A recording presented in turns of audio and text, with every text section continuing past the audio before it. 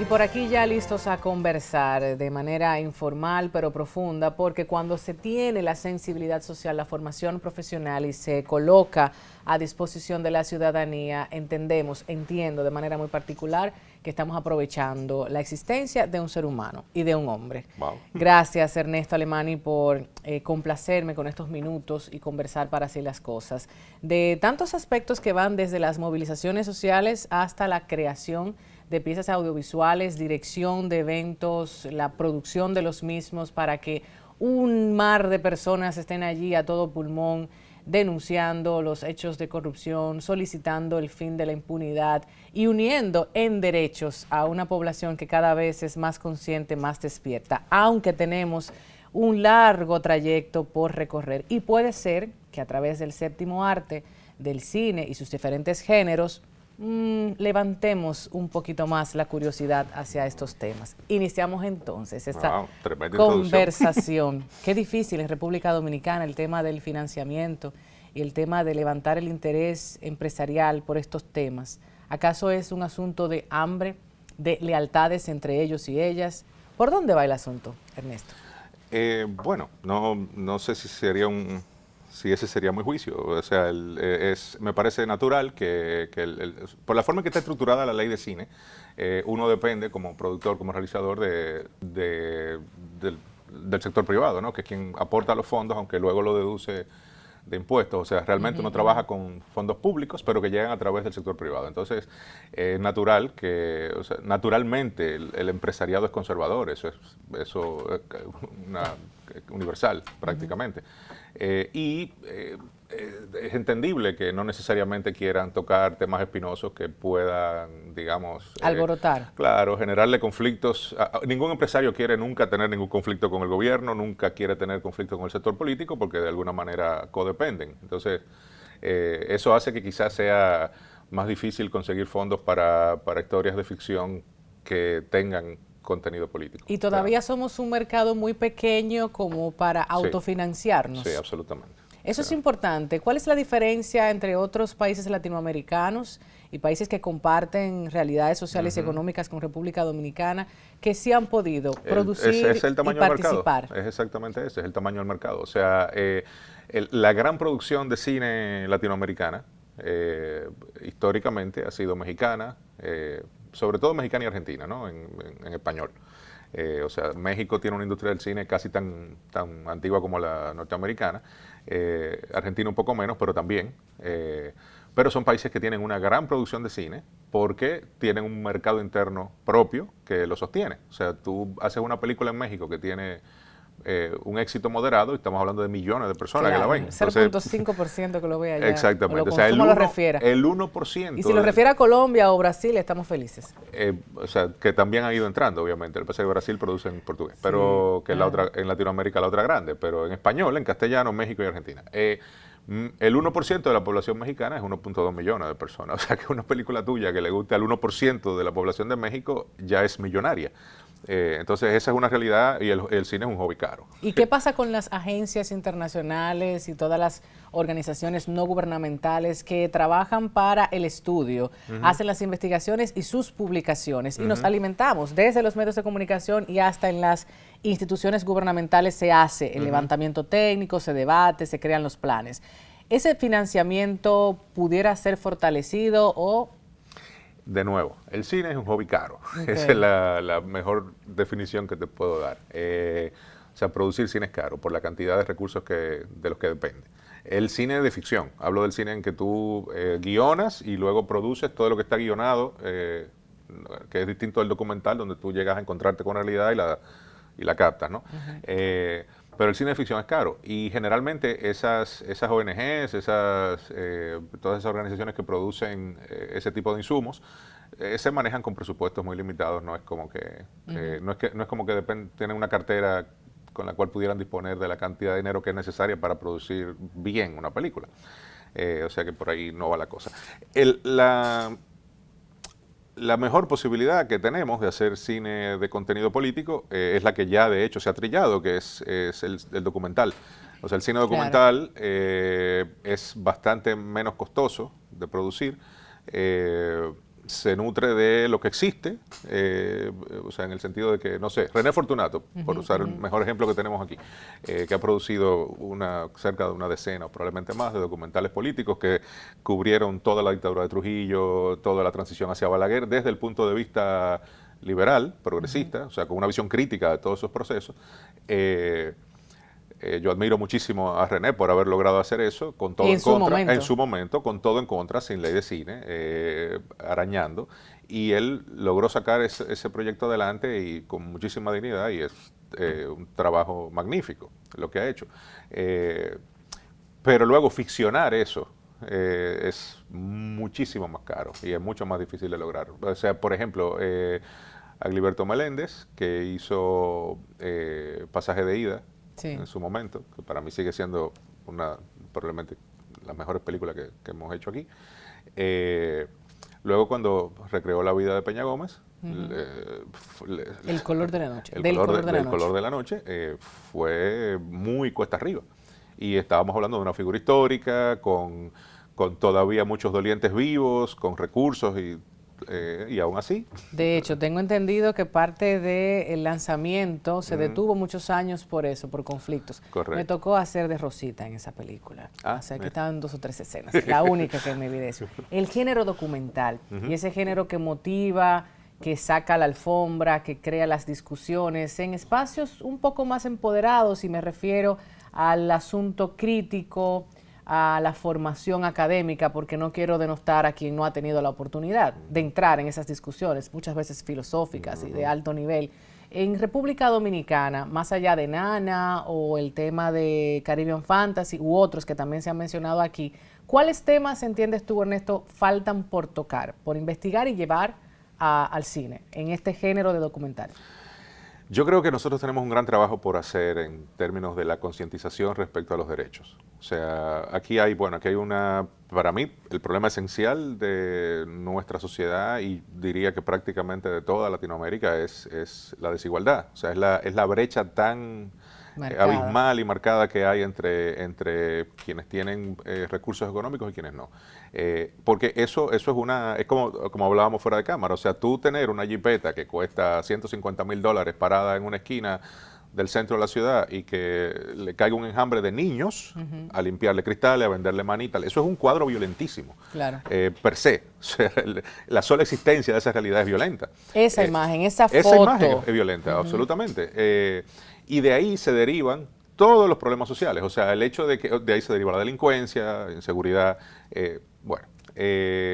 Esa desigualdad para mí es el problema esencial de Latinoamérica. Pero nosotros tenemos una realidad muy particular, es que aquí todavía la lucha por derechos está muy, muy rezagada. O sea, aquí todavía estamos luchando por 3 causales, cosas como esa, por los derechos fundamentales. Claro, por los derechos, por el derecho a existir que tiene la comunidad LGBTI. O sea, gente que simplemente quiere poder existir en paz, y todavía estamos luchando para que lo puedan hacer. Entonces, en ese sentido estamos muy rezagados, y creo que pudiéramos, hay mucho por ahí, mucha tela para cortar en términos de, Tatiana, Nana, justo acaba de hacer un documental, no he podido ver, pero todo lo que leo son maravillas. Balsa Santo Domingo, que un poco aborda esa realidad, que es unos muchachos de barrio que quieren ser bailarines de ballet, con todo lo que eso implica en un barrio de República Dominicana, ¿no? Eso es cine político, claro, lo es, y en ese caso toca una fibra de esa lucha por derechos. De nuevo, no lo he visto, estoy especulando a partir de lo que he leído, pero infiero, y habiendo conocido el trabajo puedo inferir eso. Porque se ha hablado también del trabajo doméstico y de cuidados, y hay un programa ahora para abordarlo, desde la Organización Internacional del Trabajo y todos los derechos que se han estado violentando a las mujeres, que son parte esencial de la economía, con este trabajo que aporta República Dominicana, y ella, desde esta perspectiva en Nana, lo muestra magistralmente. Y para mí lo mejor que tiene es precisamente que lo muestra. O sea, Tatiana logró armar esa historia y ponerla ahí, y tú concluyes. O sea, no hay un discurso propio de ella como realizadora. Ella simplemente expuso eso, pero lo hace con un tino y una finura que es impactante la historia con la que uno se queda. Mira, del tino y la finura quiero hablar de tu trayectoria profesional porque conocedor del mercado dominicano, no desde el aspecto social, económico, también publicitario, o sea, el entendimiento de las necesidades, lo que se levanta en toda esa creación en el trabajo, te pregunto, ¿por qué nos interesa tanto la denuncia y la participación internacional y vemos estos contenidos y lo consumimos, más tal vez lo nuestro no tiene ese gran interés y receptividad y como que la gente no busca de lo local en ese sentido? Por ese mismo miedo que hablábamos al principio. No sé si te entendí. Un documental internacional, vamos a hablar de la primavera árabe o vamos a hablar de lo que ocurrió con la realidad de Dilma en Brasil. Claro. Ah, sí, todo el mundo lo recomienda. Claro. Pero quizás un contenido local no recibe esa gran audiencia o el boca a boca, claro, o la proyección. ¿Qué nos pasa? No, lo que está pasando ahí es que, bueno, partamos del hecho de que nosotros somos realmente, y es muy penoso y siempre molesta tener que decirlo, pero nosotros somos una sociedad muy doble moralista. O sea, nosotros tenemos un discurso que no necesariamente se corresponde con la práctica. Y como sociedad nosotros somos muy dados a guardar las formas. Hay cosas de las que no se habla, cosas que no se dicen, ¿no? Pero de lo local, claro, de lo internacional lo aplaudimos, lo vemos, lo recomendamos. Sí. Ahí está todo el mundo en Twitter recomendando ese documental y véanlo, no se lo pierdan. Porque no toca ninguna fibra sensible local. O sea, si tú haces un documental sobre Dilma, tendrías que preguntarle a la comunidad brasileña de aquí, que seguramente se va a dividir.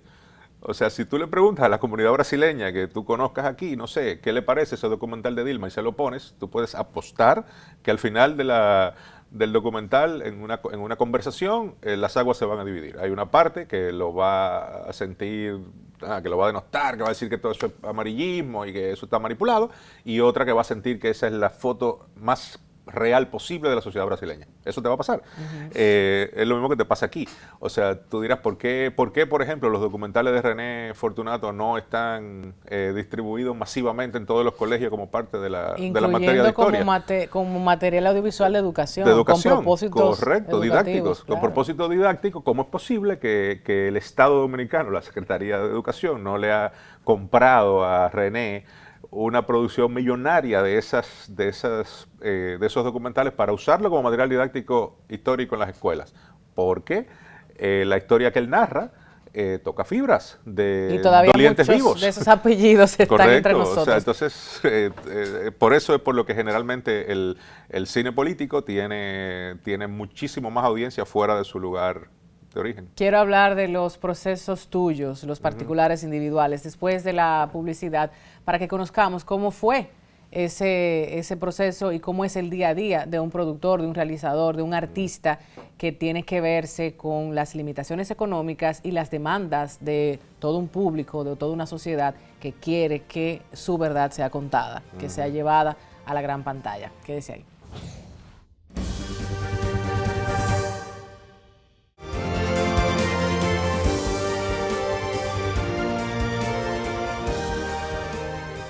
Movimiento social, sobre todo cuando ya ha tomado bastante fuerza, muchas personas empiezan a ingresar y a sumarse. Al principio, por el mismo miedo del que hablábamos en el transcurso de esta conversación, la gente suele estar tibia, ni muy fría ni muy caliente. ¿Cómo ha sido ese proceso de producción audiovisual para el 4% y otras piezas que has tenido la oportunidad de sumar tu talento, Ernesto? Bueno, la verdad es que en la coalición Educación Digna, ese grupo que se conformó para impulsar la lucha al 4%, era probablemente el grupo más heterogéneo y más diverso que yo jamás haya visto en este país. Porque la verdad es que ahí estaba... Sí, porque es que ahí estaba desde sectores importantes del empresariado progresista, que existe, las iglesias. O sea, había un sector de la Iglesia Católica metido ahí, había organizaciones evangélicas, o sea, había todo un tinglado social ahí que es muy difícil de replicar, pero había un foco que era común a todo el mundo. Es como que, mira, podemos tener cualquier diferencia ideológica en lo económico, pero sabemos que necesitamos subir el nivel educativo de esta sociedad si queremos como sociedad avanzar. Y eso fue lo que motivó y movilizó a la lucha del 4%. De manera que ahí convivimos un montón de tendencias ideológicas y de sectores, de grupos de interés. Todo el mundo estaba ahí empujando para el mismo lado. Por eso esa lucha fue tan sui generis y por eso, digamos que se hacía relativamente fácil conseguir cosas, permisos, recursos, gente que donaba, porque era realmente una efervescencia generalizada, o sea, era toda la sociedad, todos los partidos, todo el mundo estaba ahí. O sea, el único, digamos, el principal obstáculo que tuvo esa lucha fue precisamente el Poder Ejecutivo de ese momento. O sea, era Leonel Fernández, él y su gobierno de turno, porque de hecho Danilo, una de las cosas que usó para ganar simpatía fue precisamente abrazar esa lucha y en la primera legislatura la convirtió en ley de presupuesto, aunque luego todo ese dinero se le entregó a obras públicas, ¿no? Pero por lo menos sí ejecutaron y acallaron la lucha, la enfriaron, ahí fue inteligencia política, ¿no? Y eso hizo que esa lucha en particular fuese menos cuesta arriba. Y el proceso de alimentación, de creación, de realización, o sea, los equipos, la gente que interviene. Cuéntanos de eso porque no es lo mismo documental, llegar al lugar, grabar, captar, tener allí las evidencias de lo que está ocurriendo y otra muy distinta, un guión predeterminado, cerrado, con esta es la idea y la comunicación que se quiere emitir. De nuevo, o sea, para todo eso, la lucha misma facilitaba esos procesos. Hasta que no te dejaran entrar a un lugar público porque estabas vestida de amarillo. Eso era. Hasta eso era.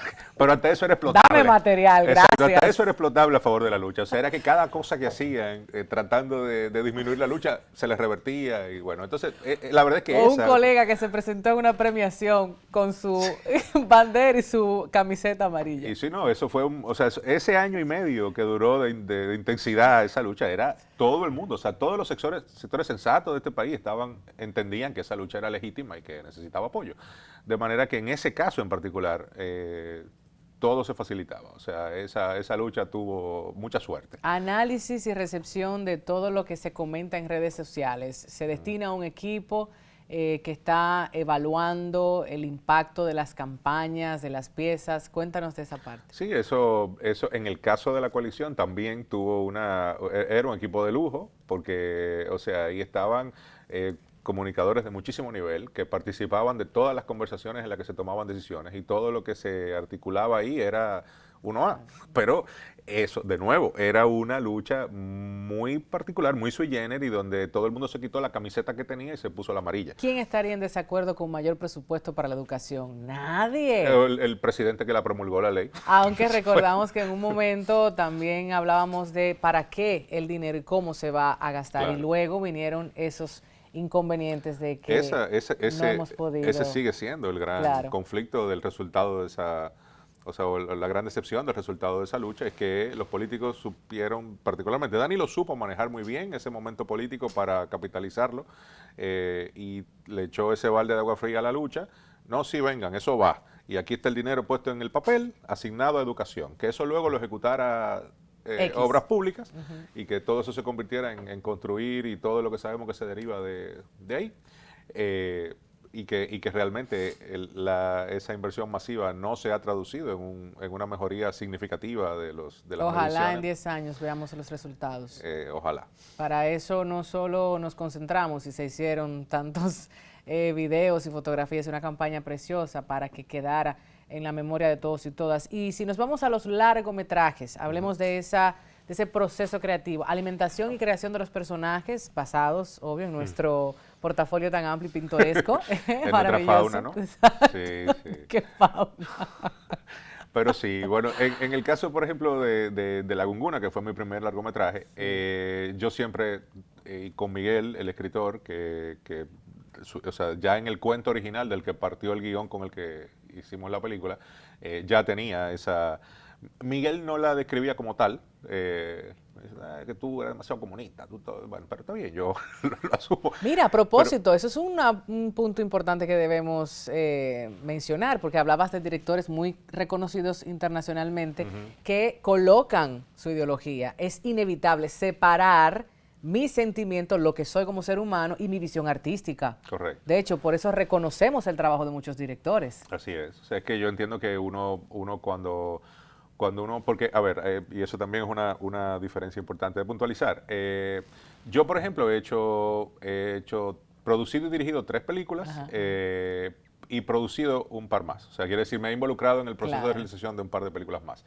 Una de esas, que es la que a mí particularmente más me gusta, uno de los proyectos más satisfactorios en los que yo me he involucrado, es Amin, que es una película de Etzel Báez, escrita y dirigida por Etzel, que cuenta el asesinato de Amin Abel a partir de los interrogatorios que hizo la Fiscalía al Escuadrón de la Muerte que ejecutó aquel crimen, ¿no? Excel ficcionó ese evento, ese episodio a partir de todos los documentos reales de la Fiscalía. Eso es cine político. Por supuesto. Absolutamente. Él logró hacerlo. El Teniente Amado que hizo Don Uchi, por ejemplo, entre otras producciones, correcto, que son biografías, pero que ilustran una realidad y un contexto político que se vivía mientras ese personaje desarrollaba su vida. Exactamente. Ese es de lo poco que se ha hecho. Y en el caso, por ejemplo, de La Gunguna, que fue mi primera, decía, yo sí le buscaba la beta sociológica a cada personaje que se construyó en esa película. O sea, qué significado tenía para el contexto social cada uno de esos personajes. O sea, qué significaba, qué aportaba o qué daño hacía o, ¿no? a su entorno como personaje en un contexto social. Por eso la película, a pesar de que es esencialmente humor negro y que son historias absurdas, bastante descabelladas, sí, por lo menos de mi parte, había una intención muy clara de que fuese una denuncia, o sea, claro, de que funcionara como denuncia, porque estábamos contando la historia de un albañil, o sea, de un obrero de construcción, con todo lo que eso implica en este país. O sea, claro, una persona que construye torres y vive en una favela. Claro. Esa dualidad es esta sociedad. Ese metro. Desigual. Absolutamente. De hecho, en la secuencia de créditos, uno de los planos que más me gusta es un tiro aéreo donde se ve un cruce del metro, ¿no? Allá arriba, y tú vas hacia el metro, qué lindo ese metro, modernísimo, con el amanecer de fondo, y una vez que pasas el metro tienes la Sursa, que es una favela interminable, que hasta donde se ve en el horizonte, ahí vive más gente que en la C1, en la Sursa solamente. Entonces, era como de alguna manera dar esas pinceladas, ¿no?, de denuncia y construir los personajes desde esa visión, ¿no?, desde de que cada uno en sí mismo denunciara algo sin tener necesariamente que abrir la boca ni decir nada. Su realidad misma denunciaba una... Y si tuviéramos la oportunidad de, a través de la fábula o de la ficción, contar esas otras tantas realidades, y miren que ya estamos en un año en donde empezará el circo político a arreciarse, a profundizarse, entonces sería muy interesante que ustedes, tú y otros colegas, homólogos a ti, artistas, vean esas oportunidades, porque hay un mercado tan grande del cual desconocemos, Ernesto, que está en redes sociales, pero con otro lenguaje, con otras necesidades, que tratamos de bien representar para ser inclusivos, pero no estamos en ese día a día, por lo que comunicarnos amerita de una traducción constante. Sí. Y con el lenguaje cinematográfico, pues también. Sí, realmente. Yo digo que, por ejemplo, el barrio se está expresando a través, por ejemplo, del género urbano. Sí. No, y los programas de YouTube y radiales son totalmente distintos. Totalmente. Lo que se comunica, a quienes se entrevista, el tema central de las problemáticas que se plantean son muy distintas. Entonces, sí, es como que el cine también va... digamos, los artistas del barrio se están expresando, digamos, asumiendo el status quo, y eso es penoso. O sea, no, del barrio no está saliendo la denuncia. Todo lo que exponen de su realidad es en sí mismo una denuncia, aunque ellos no lo asuman como una... Siempre te van a decir, claro, eso es una mirada condescendiente desde la burbuja del bienestar, ¿no? En la que tú estás mirando con condescendencia eso y asumiendo y tal. Ve y habla y te vas a dar cuenta de que sí, ellos son conscientes de su realidad, pero denunciar su realidad no vende. Y ellos tienen que comer y tienen que mantener hijos y todos quieren sacar a su mamá de ahí y mejorarle la casa y ese tipo de cosas. Y eso implica ponerse los disfraces y las caretas, pero la mayoría, por lo menos lo que yo he tenido la oportunidad de conocer, están clarísimos. Lo que pasa es que Es lo mismo que hablábamos de por qué no aparecen los fondos para hacer cine Claro, político, ¿no? claro. O sea, Y hay que producir para ese gran público que consume, que va a divertirse, que muchas veces no depara en la profundidad de cada una de esas líneas que pronuncia que un no está personaje. buscando eso, no Es está simplemente buscando eso. pasarla bien. Claro, o sea, el arte lo consume como entretenimiento, no como arte. Es así. Bueno, pues que quizás de esta conversación se produzca la invitación a muchos de esos sectores a seguir produciendo para el consumo y el entretenimiento de esos públicos, pero de vez en cuando dejar caer allí unas evidencias de contenido social que critiquen, que den en la diana y que muevan las alfombras. Yo, por ejemplo, esa descripción que tú acabas de hacer se la endilgo absolutamente a Toquicha, por ejemplo, el fenómeno Toquicha. Claro. Ella es absolutamente irreverente y asumió como discurso la irreverencia y el shock y lo está logrando, pero todo lo que esa muchacha dice es muy sustancioso cuando uno lo quiere oír con ese análisis, exacto, profundidad. O sea, vamos a desprejuiciarnos. Dime, mija, ¿qué tú tienes para decir? Y tú te vas a encontrar con una sorpresa ahí.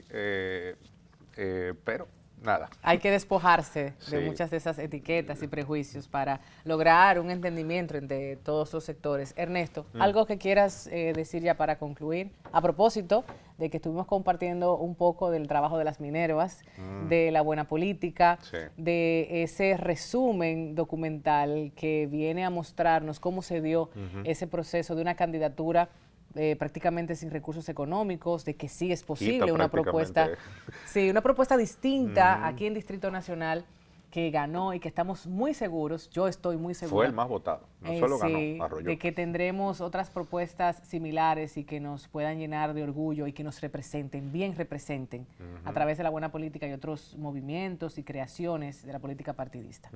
Yo apuesto mucho a ese documental porque conozco al equipo que está detrás, a Violeta, a Virginia. Y sí, creo que eso es una historia rescatable. Les ha dado muchísimo trabajo conseguir recursos y ya José Horacio es diputado. O sea, estamos hablando de alguien que si quisiera usar su posición actual de privilegio, ¿no?, para agenciarse fondos, que ni siquiera son muchos, para contar esa historia, lo pudiera hacer y aún así eligió el buen camino, ¿no?, de no apelar a esas palancas. Pero es una historia que me parece importante. Ojalá que pronto se consigan esos recursos y se pueda contar como se debe, porque es realmente un fenómeno lo que pasó con José Horacio, el haber salido de la nada, sin una estructura partidaria clientelar detrás, haber sabido aprovechar también la coyuntura de la pandemia, que precisamente trancó toda esa forma de hacer política. Claro. Se tuvieron que recoger y de manera que no podían ir a los barrios a repartir dinero y funditas y tal, y la gente vio la campaña a través de las redes y ahí lo que tú tienes que convencer con ideas y con Claro. propuestas. Al menos Entonces, en esta demarcación, en este territorio, correcto. que tiene sus Sí. tantas diferencias. Es muy sui generis, es muy particular, es muy único. Hay, quizá, Sí. bueno, hay otra que es la 3 de Santiago, la C3 de Santiago, que tiene una conformación parecida, pero que numéricamente no marca. Sí, pero Todo eso usted tiene que conocerlo como dominicana. Ernesto Alemani, gracias por acompañarnos gracias a ti, Tatiana. en esta conversación. Yo espero que en adelante podamos seguir produciendo, denunciando y entreteniendo, porque también es necesario hacer de todo un Se poco. puede denunciar desde el entretenimiento, ¿cómo no? Total. El problema mío, por ejemplo, es que yo en todas partes veo de todo. Donde el otro no ve, yo digo, eso es violencia, eso es acoso, eso es maltrato. Eso es machismo, eso es exactamente. racismo, Entonces eso es uno vive xenofobia, viendo claro. cosas. Ayer, por ejemplo, veía el acosador de Tinder y Sí. yo vi una serie de cosas que la persona que estaba disfrutando el documental conmigo no vio. Pero como uno está sensibilizado, uno ve muchas cosas en todas partes. Y eso es parte del ejercicio que tenemos que hacer desde la comunicación, es ir abriéndole a la gente los ojos sobre esas cosas. O sea, es como que lo mismo que está pasando con este showcito del Larimar con el Y el Ahmed. ayer. Tú te das cuenta en los comentarios de gente educada que necesitamos trabajar muy Sí. profundamente en entender dónde empiezan los derechos de Mira, quién. Ernesto, si nos pagaran por hacer esto, fuéramos ricos, porque trabajo tenemos mucho, constante. Así que bueno, nosotros entonces con esto ya concluimos. Agradecer a nuestras invitadas, a ti, Ernesto, por acompañarnos en esta edición e invitarles a ustedes también a que las otras producciones similares de temas que comparten estas inquietudes están en el canal de YouTube, tanto de Comunicación Integral Dominicana como de Tatiana Rosario, que voy a estar compartiendo con ustedes para que puedan ver todo eso que en algún momento externamos con mucha preocupación y que se mantienen esas ocupaciones aquí en el espacio. Gracias, hasta la próxima semana.